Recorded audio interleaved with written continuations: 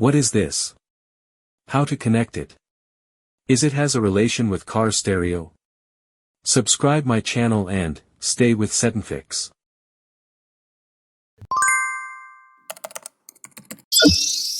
This is the one I purchased from AliExpress to boost my car stereo sounds.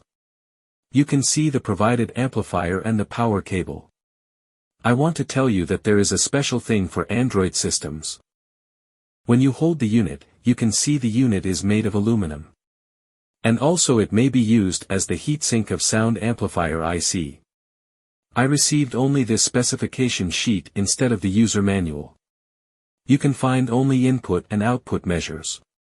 This is a B-class amplifier and you can supply 14.4 volts.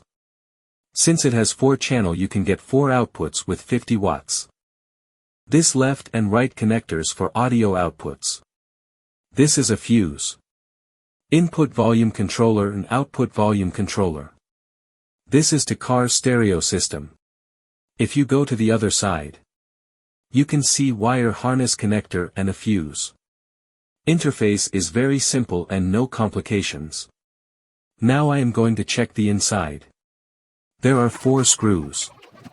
I will remove those to open the cover. This audio amplifier may have only a few components, but each one is of exceptional quality.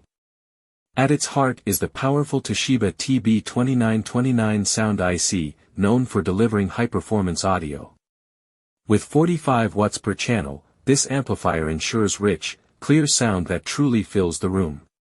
One of the standout features is its 2 potentiometers, which provide precise volume control.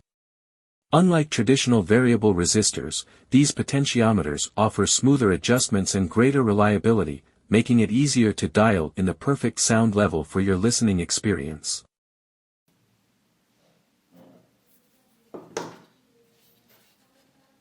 First, take the male-to-male wire harness you have and connect one side to the input of your audio amplifier. Make sure it's secure and in place. Next, grab the other end of that same wire harness and plug it into your car stereo. This connection allows the stereo to send its audio signals directly to the amplifier. Now, let's move on to the power. The wire harness from your car's electrical system or the dedicated power supply should be connected to the output of the car audio amplifier. This is a crucial step, as it ensures that power is properly routed to the unit. With everything connected, we're ready for the final step. Go ahead and power up the unit.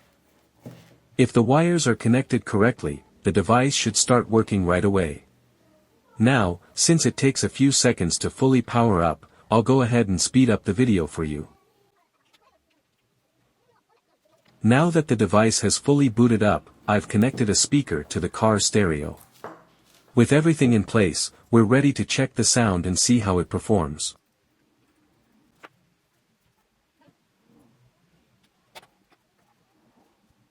Now, I'm going to play an audio track so we can experience the quality of the car amplifier firsthand. Let's see how it handles the sound.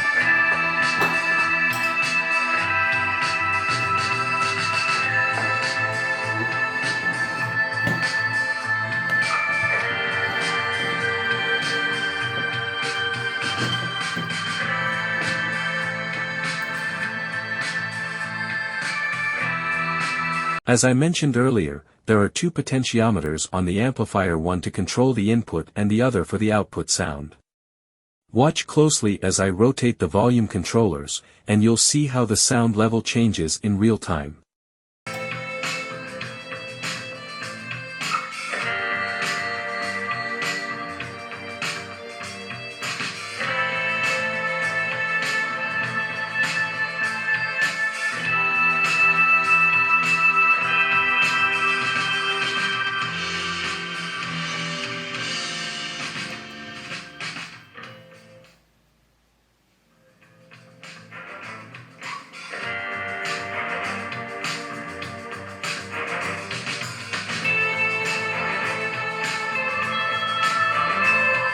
By now, I think you've got a pretty good idea of the output quality from the car amplifier. However, to make this a fair comparison, it wouldn't be right if I didn't also show you how the car stereo sounds without the amplifier. So, what I'm going to do next is demonstrate the sound from the car stereo using its normal audio outputs, without any assistance from the amplifier. This will give you a clearer picture of how much of a difference the amplifier actually makes. Once the device is fully booted up, I'll play the same audio file again. This will allow us to compare the audio levels and really see the difference. I think by now you can clearly hear the difference in audio output with the amplifier compared to without it. I hope this video has been helpful as you consider purchasing a new car audio system. If you're interested in this product, you can find the link in the description below. I'll see you in the next video.